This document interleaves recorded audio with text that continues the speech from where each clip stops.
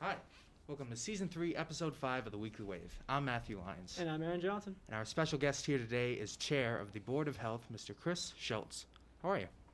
I'm good. Thanks for having me on, guys. Thank you for coming. It is certainly a chaotic time right now, so we appreciate you stopping by. It is indeed. So obviously, we're about 9 to 10 months into this pandemic. Hate to keep bringing it up, but it's something we have to do. We have to keep informed. So we're here with you today to kind of talk about the future of Abington and kind of what we're going to expect. Do you want to kick off the first question, or do you want me to do it? Sure. So, I mean, like Aaron said, 9 to 10 months. It's been a long road. What has Abington done the best in our adaptations to this new COVID world? And what is one thing that we still very much need to work on? One thing that I think Abington has been really good about is all the businesses in town. We, as a town, mandated masks probably about 2 to 3 weeks before the state did, and we had full compliance from all the businesses. And in fact, a lot of them, when the first restrictions came down, myself and Alex Hegarty, the vice chair, we went out and visited all the restaurants in town to make sure they understood what the rules were. Most of them were already making the adaptations. Everybody's been really good about doing their best to keep their customers safe, to keep the town safe. So I think Abington has been ahead of the curve. As you know, as you're probably aware, like Brockton is in the red, has been in the red for a while. Whitman and Rockland are now in the red. We are too, but we at this moment have 61 active cases, which is not great, but is pretty good, all things considered. Improvement, I think most people have tried really hard, but obviously we have had some occasions where people are having gatherings because, I get it. People are sick of not getting together, but we know for a fact that that's where spread is. So we need to continue to avoid getting together in large groups. Yeah. I think I completely agree with you from what I've seen. And I mean, even with schools, Aaron and I were skeptical about coming back. We thought people were going to have trouble keeping the masks on and not want them on. But I mean, I haven't really seen any issues with people keeping them on. No, it's been a really smooth transition into this new kind of new type of schooling, I would say. And I guess I'm grateful because we didn't have to deal with like all the immaturity that we thought we would. Yeah. And my next question for you is because you were actually the chair before this pandemic happened, am I right? Yes. Back in the day, before times. So how has your responsibility as the chairman of the Board of Health changed due to this pandemic? I think first and foremost, more people are aware of us. Our board is operated pretty much in the dark. Our main concern prior to this was vaping, making sure that the new vaping laws were put into place. And I think we were dealing with, maybe that was about it. Oh, marijuana regulations when that changed, and that was really about it. And now we're the big focus. The thing that's difficult is the Board of Health is a regulatory board. So really what we are there to do is to enforce and put into place laws from the state level of the Department of Health.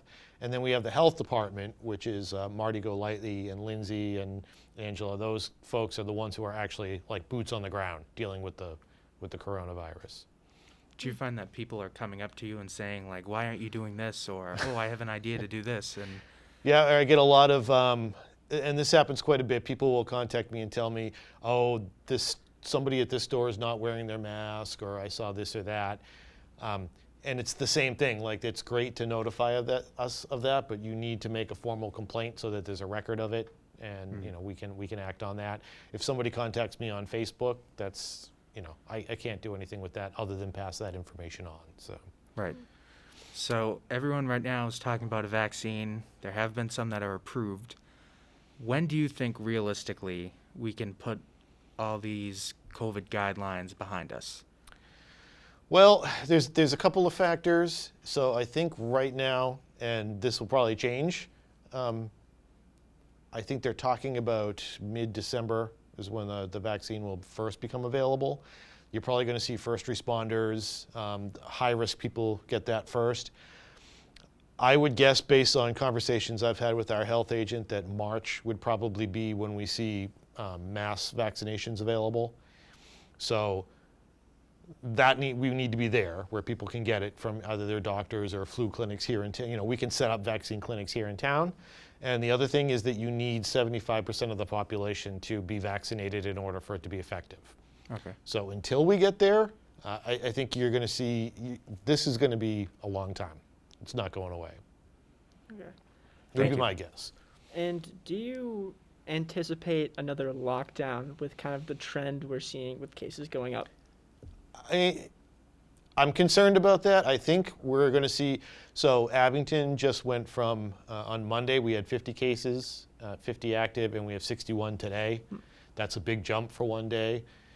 And 2 weeks is the incubation period, so I think you're going to see after this past weekend, 2 weeks from now, we're not going to be in a good place, which gives me a lot of concern for the holidays, because to tell people that they can't go out during the holidays is difficult. Yeah. But I have a feeling that that's where we're going to be come the end of the year. So I'll keep my fingers crossed. We can always be hopeful. Yeah, I guess so. You mentioned that we need 75% of the population to take this vaccine in order for it to, work. Mm-hmm. What is a bit of advice that you would give to people who say, "Oh, I'm not taking the vaccine.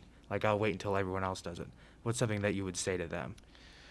I'd say talk to somebody in their 70s or 80s and ask them about polio. Because that was the same thing. People Yeah. didn't want to take the vaccine at first. Polio crippled and killed. There is concern, I understand that, especially with something new and it feels like it's being rushed. But if you pay attention to the data and reputable news sources to get your information, then I think you can trust that there aren't going to be any flipper babies or anything like that. Right. So when it becomes available, it'll be safe. And the best thing to do is to, talk to your doctor always. Don't talk to your neighbor or the guy on Facebook. Talk to your doctor. Yeah. So, similar to kind of how like the HPV vaccine could cause. I know you're not an expert on vaccines, No. but I mean, it being so rushed, do you think the likeliness of there being like side effects, like to be like there? Because I know for me personally, like I'm not anti-vax. I definitely trust vaccines, but for something to come out that quickly, Mm-hmm. I don't know if I would trust that right away. But so would you recommend, as a chairman of Board of Health, would you recommend we get this vaccine as soon as possible? Or would you recommend we kind of wait to see the symptoms? I would say, based on whatever the prevailing wisdom is when it becomes available, what agencies have overlooked it, I think it'll probably be safe by the time it's available.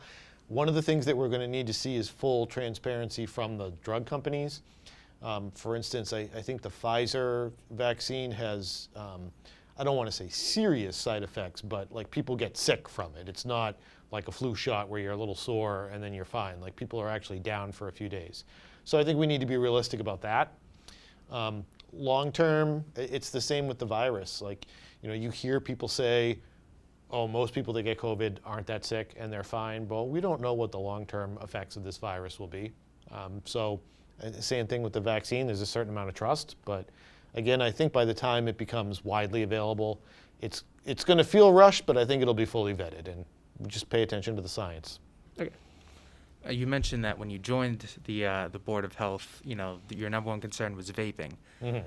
Obviously, no one was really prepared to deal with this. But who have you looked up to really kind of not only get your information from, but kind of figure out how to tackle such a big issue? We are incredibly lucky in this town to have Marty Golightly, who's our Director of Health Services. He's a Navy veteran. He was actually stationed overseas during the H1N1 outbreak and dealt with that, so he's been through a pandemic before. I honestly, professionally, what I do for work, I unwrap rocks for a living. So I'm not an epidemiologist. Neither is Marty, but he knows what he's talking about. So we're hugely fortunate in Abington that we have somebody who is knowledgeable and proactive. And so I take my guidance from him.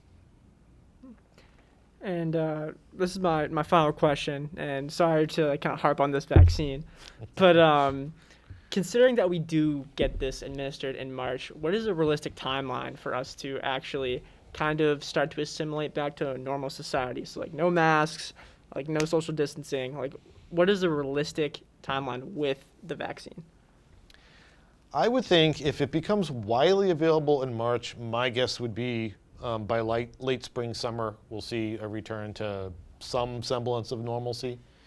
I think if you look at Japan and Europe and other Asian countries, like masks have been a thing for a long time, whether it's against pollution or illness. So you're probably going to see masks more often now. Maybe not mandated like currently, but there's going to be definitely some changes. But I'm hopeful by next summer we'll be somewhat back to normal, or whatever you consider to be normal.